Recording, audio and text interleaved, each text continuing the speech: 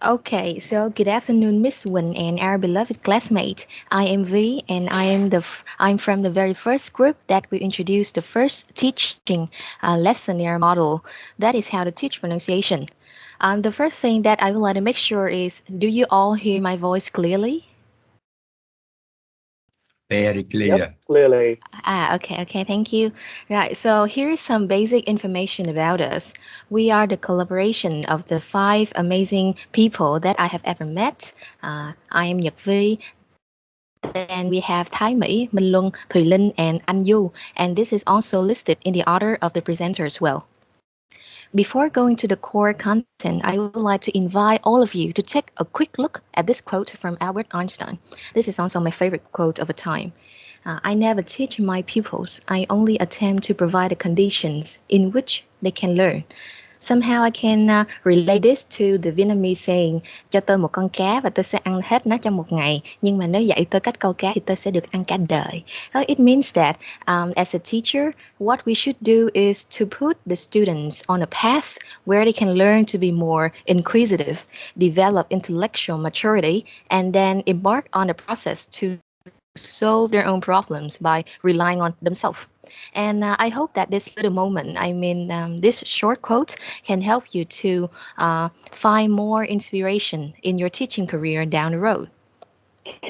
Here is table contents that will help you to follow our presentation easier.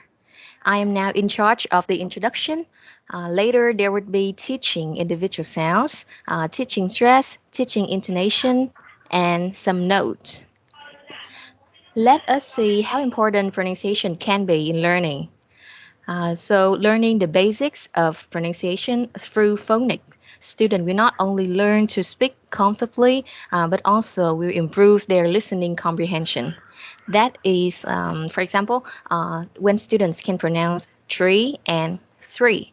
It will be easier to hear the difference when someone says these words to them and do better in listening tests. So the pronunciation can be combined by the three aspects: sound, stress, and intonation. Specifically, when a student pronounces well, it means that he or she has an accurate reproduction of phonemes with a correct stress and a natural intonation. And when we teach pronunciation as a teacher, there are some general issues that we may encounter. We should teach the student to be able to identify and produce English sounds, not the ability to focus on reading and writing phonetic transcription of words, because it would be really, really abstract and less meaningful, right? We cannot expect them to remember those things. And the next one is that stress and intonation should be taught from the beginning. Just imagine your student is like a blank sheet of paper. They got nothing on the paper, so your duty is to help them draw a nice picture in the correct shape from the very first stage. So our responsibilities as a teacher is that we should know what to teach. It means understand the phonetics theoretically, and how to teach. It means understand the phonetics pedagogically.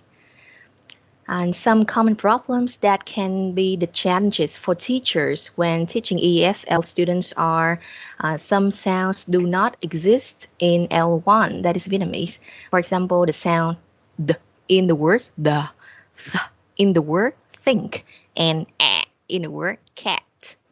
And because Vietnamese is a monosyllabic language, so students may find pronouncing diphthongs a real deal here. For example, the sound oi in the word noise, or o in the word go.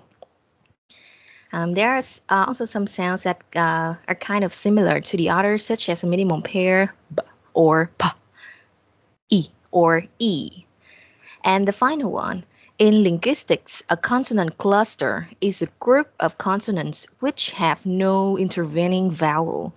In English, for example, the groups t in stay, or fr in friend, or sk in test, and d in sound. They are all consonant cluster.